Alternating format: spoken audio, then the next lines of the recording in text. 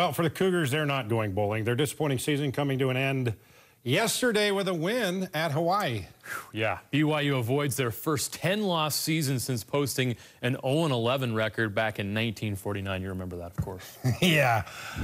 Squally Canada has 674 yards and 4 touchdowns in the last 4 games. He opened up the scoring with this one. And Joe Critchlow starting again at QB. He'd like to have that one back. Sacks, fumbles, and Solomon Matataya has a touchdown. But BYU would take the lead back second quarter with another Canada touchdown. 13-7 BYU with 4 minutes left in the third. Matt Bushman, he's a path of destruction. 37-yard gain. Drive ends up with a touchdown. Critchlow to Pa'u. BYU up 20-7.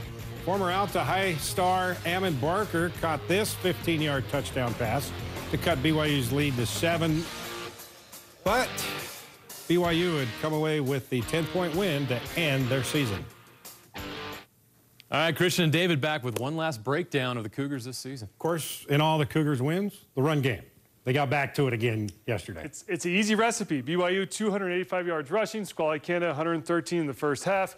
You even had Austin Confensa with 98 yards, and then Riley Burke got some action, 75 yards. It's the final countdown, right? And Squally Canada, what he does extremely well, when he gets in space, he uses his speed. He reminds you of Jamal Williams in space.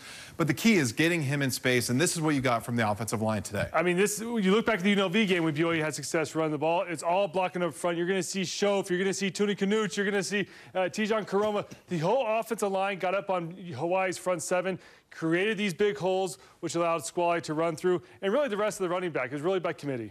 Yeah, and this is what you got to have, especially, giving some relief to Critchlow. He threw it 45 times last week against UMass.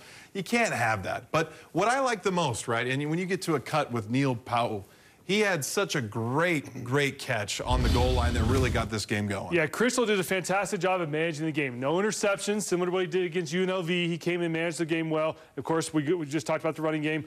But Neil Powell, great job. We see him. He's kind of emerging as a go-to receiver. Does a great little whip route, we call it, where he goes out. He's going to come back in, and Critchlow does a great job. You can see Confensa's going to pick up the blitz, and Critchlow steps back, delivers a great ball, nice window. Powell comes up with a big catch for a touchdown. For me, it's the speed of the release on this, right? He has blitzers coming right at him. This is a single read that Ty Detmer's dialed up, and Critchlow stands in the pocket, delivers it in 2.6 seconds, as you saw on the highlight there, and delivers a touchdown when BYU needed it most. And it really wasn't anything flashy.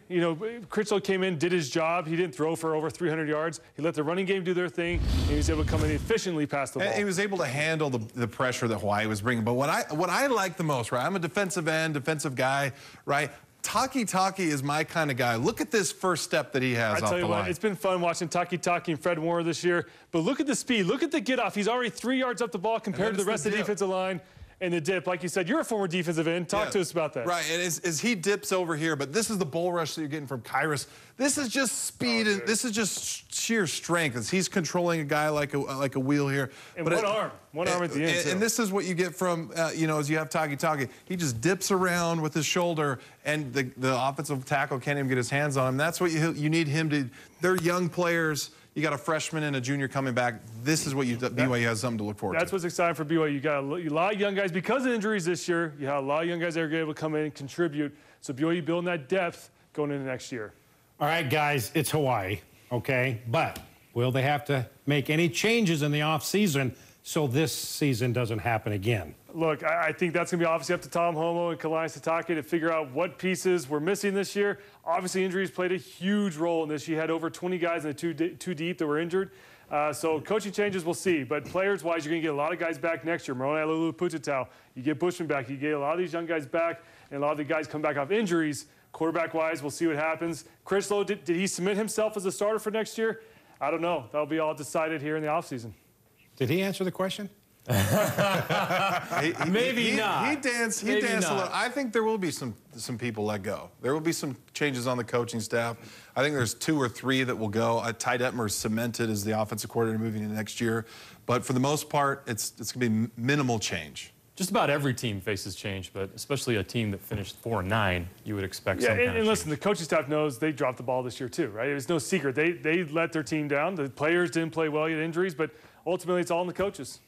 Guys, it's been a fun year and a quick year. It was fast. Real quick. Thank you so much. Enjoyed every week of it. See you next year.